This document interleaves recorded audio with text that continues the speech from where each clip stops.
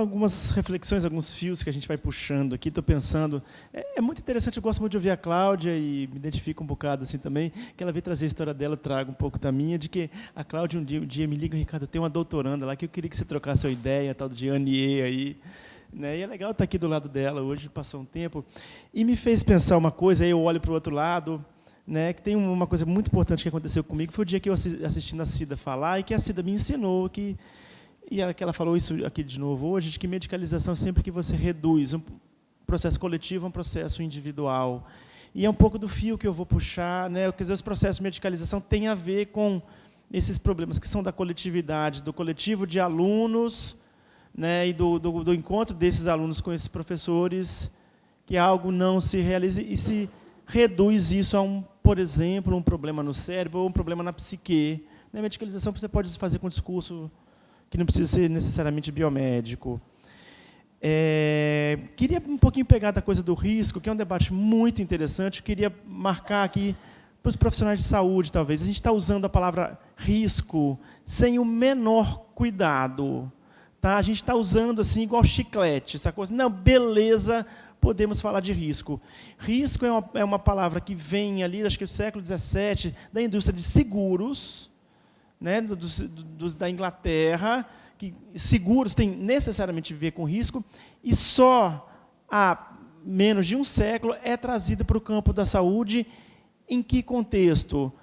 No contexto dos anos 50, aliás, não é bem aí, mas nos anos 50, ganha muita força com o discurso neoliberal, né, os pilares disso, e que você reduz também o risco, que antigamente era ambiental, o risco de uma catástrofe, do terremoto, para risco individual, principalmente com as doenças cardiovasculares. Então, o risco passou a ser uma culpa do sujeito. O sujeito obeso, então, o risco passa a ser reduzido para uma pessoa.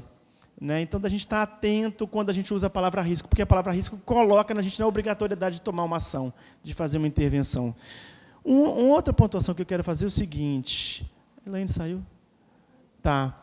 Não, é o seguinte, eu tenho muita preocupação da gente não colar a palavra diagnóstico em classificação, ok? Diagnóstico é sempre que eu faço uma constatação sobre... Tá? E diagnóstico tem várias camadas. Tem a camada de orientar uma conduta, o que eu faço, né? Tem a camada de dizer a respeito do estado atual, e tem a camada de oferecer um prognóstico. Lógico, isso se mistura, né? Porque às vezes a gente vai encontrar, né, principalmente nesse debate do IRD, aí uma certa resposta, não, a gente não dá diagnóstico, não dá classificação, mas você emite também um prognóstico. Tem a expressão do Nicholas Rose, que é a colonização do futuro, é um spoiler de futuro. E isso é o que foi muito, muito interessante tu trazer o desespero teu e das famílias com esse prognóstico independente com o nome que venha. Pode ser o nome autismo, pode ser risco psíquico. Então, o que eu quero dizer é que diagnóstico não necessariamente se reduz a uma classificação. Eu preciso fazer essa marca aqui.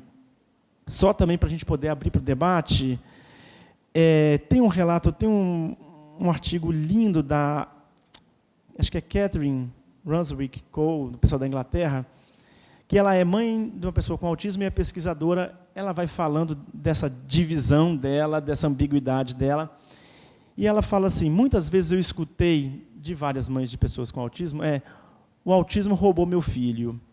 E ela coloca isso de uma maneira muito interessante. Ela fala, eu senti que o autismo roubou meu filho o dia que eu fui matricular ele numa escola e a pessoa que estava me entrevistando só falava sobre autismo e que não me perguntou nada sobre ele. Só perguntava sobre autismo. Então, como essas capturas também se dão nos encontros, e ela falou, ali eu entendi de uma outra maneira o que elas me diziam. Não foi que meu filho se transformou, mas que as pessoas não olhavam para ele, olhavam para o autismo. Vamos conversar, vamos circular a palavra, e vai para lá, vem para cá. Tá bom? Isso que você falou dessa mãe pesquisadora que fala isso, tem uma pessoa muito querida também, e que é pesquisadora também, né? E que recentemente teve segundo filho, uma menininha com síndrome de Down. Tá? E, só para dar ela recentemente disse: eu ainda tenho muita dificuldade, porque eu olho para ela e eu só vejo a síndrome. E é uma pessoa que está ali, né? Mas é isso. Então, não é que a gente está sendo preconceituoso. É assim, não vamos romantizar nem idealizar. É difícil, até porque tem a coisa do Narciso, não é? Não é por acaso que famílias que têm uma criança com algum problema, não importa que problema, pode ser físico, né? É muito frequente o pai abandonar, porque é insuportável, né, a ferida na... Quer dizer, como quer dizer, se ele é o meu espelho, está ali, né?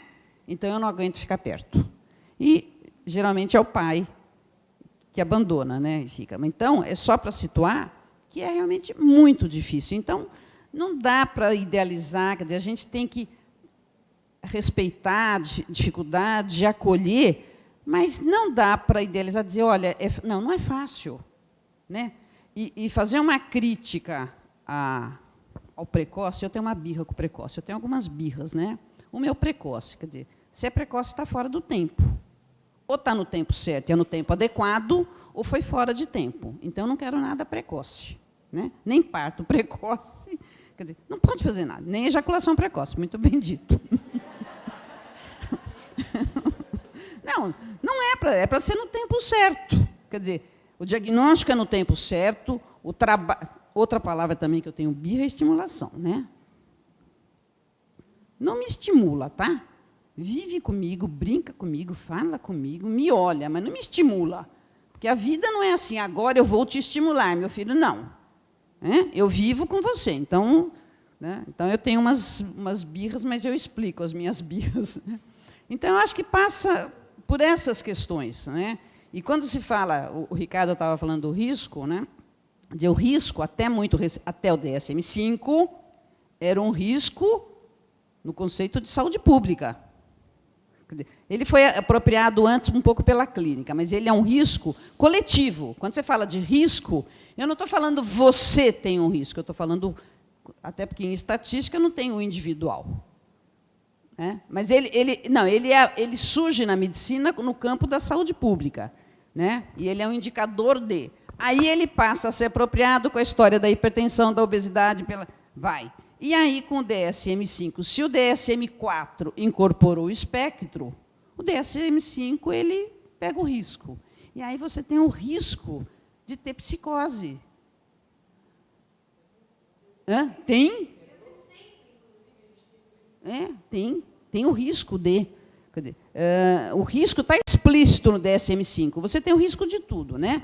Aliás, o risco é algo inerente à vida, só não tem mais risco depois que...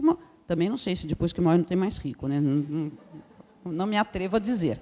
Mas aqui está aqui. Eu já devo ter experimentado, mas não lembro.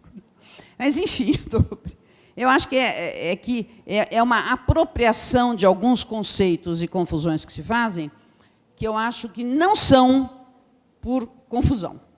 Né? Eu vou me explicar melhor. Por exemplo, o SNAP-4, que é o que faz o questionário que pretensamente faz o diagnóstico de TDAH, ele é extremamente mal escrito. Né? Ele é fluido, impreciso, e não é por incompetência. Quanto mais mal escrito e mais fluido, mais gente cai. Né? E aí você tem isso, quer dizer, você tem na internet, você tem o diagnóstico, o SNAP-4, tem o ASRS-18, assim como tinha, antigamente era na manchete que saía, né? Seu filho tem... Qual o QI do seu filho? Né? Agora, a gente tem os protocolos também no banco eletrônico, no caixa eletrônico de autismo. E por aí vai. E isto, hoje de manhã o Ricardo falou a questão da economia, eu acho que a gente não pode ser inocente, tem que saber, sim, que tudo é movido pela economia. Não só pelas corporações farmacêuticas. Tem elas, como pano de fundo, mas tem corporações médicas, corporações psicológicas, corporações psicanalíticas, corporações editoriais. Tem muita gente ganhando, é por isso que se tem a fala de que é uma commodity. Né? os transtornos mentais são commodities, né? Então, acho que precisa ter essa questão. Então, eu me inscrevo também. Não, duas frases que é o seguinte, muito pegando o gancho da Cida no precoce, né, é uma frase dada, quanto mais cedo, melhor. Isso se fala de diagnósticos precoces. Onde a gente quer chegar? Né? É no feto que a gente quer chegar? Né? Entende? Acho que esse é um debate. Assim, essa afirmação que tem essa força, essa naturalização, a gente precisa interrogar. É mesmo? Quanto mais cedo? Isso é extremamente problemático. Só para deixar aí, vamos deixar as moças falarem também. Sobre essa questão do feto, né, a gente também, agora não lembro qual era, mas disso, quanto mais precoce, existe um movimento também ligado à questão financeira, né, de diagnóstico no feto, né. Também a questão do risco, né, em relação ao feto, e em relação à doença mental, né? Eu não me lembro agora o que era que estava sendo discutido, mas algo impressionante, assim, também, quanto mais cedo, já chegou no feto. Quando eu me formei lá em 98, comecei a trabalhar como pedagoga da família Gaúcha Down, em Rio Grande. E uma das coisas que as mães mais falavam, Família Gaúcha Down, era o nome. Era uma ONG que tinha em Rio Grande, que havia uma série de profissionais que trabalhavam com as crianças, Família Gaúcha Down, com as crianças com síndrome de Down. E uma das coisas que as mães mais falavam é que eu sabia, porque eram mais velhas, que o risco era maior de ter uma criança com síndrome de Down. E aí, quando tu falasse, Cida, sobre essa mãe, a minha irmã tem uma bebê com síndrome de Down, e a minha irmã é médica, e teve a bebê com 45 anos. E uma das coisas que, quando essa ferida narcísica veio, e que mais doeram, foi que ela dizia, por que eu fiz isto com a minha filha? Se eu sabia que o risco era grande. Então, realmente, para a família, essa imposição do risco é algo que psiquicamente tem uma interferência grande nesse processo de elaboração do filho perfeito, né? E o quanto a gente tem que acolher muito respeitosamente essas famílias, né? Da forma como tu fizeste, por exemplo, com o amiguinho do teu filho, né? Porque essa família chega na escola, às vezes, dilacerada pelo diagnóstico, né? Ou então olhando todos os sintomas no seu filho e vendo coisas que os outros não veem, né? E o quanto a gente precisa ter uma escuta bastante generosa e respeitosa com essas famílias, para que eles se sintam acolhidos verdadeiramente pela escola, para abrir o espaço para pensar. Porque se eles estão só com essa culpa, ou com esse olhar extremamente classificador, né, fica difícil abrir espaço para pensar as possibilidades, a saúde da criança, né? Tá, mas tu está me dizendo, mas como é que eu vejo isso? Né? Que é o que eu dizia, os pais não conseguem ver, né? Não conseguem ver porque não há espaço para ver. É preciso um trabalho para abrir esse espaço, né? É algo muito difícil. Beleza, gente, não sei se... Alguém? Vamos encerrar, né? Tá. Okay. Tem alguém lá atrás? Boa tarde, meu nome é André Betts, eu sou psicólogo. Lanço uma questão para a gente ir pensando, não precisa a gente dar conta dela agora, mas para pensar amanhã também. Estou achando as falas super pertinentes, assim. Mas até pensando no teu caso, Roberta, que tu traz daquele menino de 4 anos, né? Todas essas questões que ele estava no desenvolvimento dele e o sofrimento que a mãe já estava e o próprio menino, imagino que estivesse. Eu fico pensando se, por um lado, né, a gente vai chegar no feto, ou tem a questão de submeter todas as crianças a uma avaliação de risco psíquico ou risco no desenvolvimento, como pensar também que rede de cuidado pode ser feita para que uma criança não chegue só aos 4 anos, né? Nesse caso, por exemplo, onde já devia ter um sofrimento muito anterior, né? Tanto por parte da criança quanto por parte da mãe.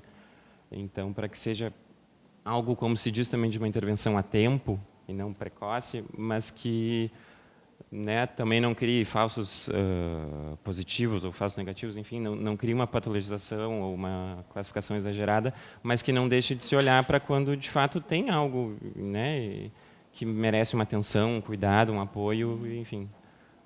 Acho que tem muitos casos, eu trabalho na PAI de Cachoeirinha, e tem muitos casos que chegam muito tarde, assim, que a gente vê o quanto teria sido importante que tivesse tido algum tipo de ajuda, mesmo que não se que se busque fazer uma ajuda sem também patologizar, né? Mas enfim, que se possa ter um cuidado na rede desde cedo, né? Enfim.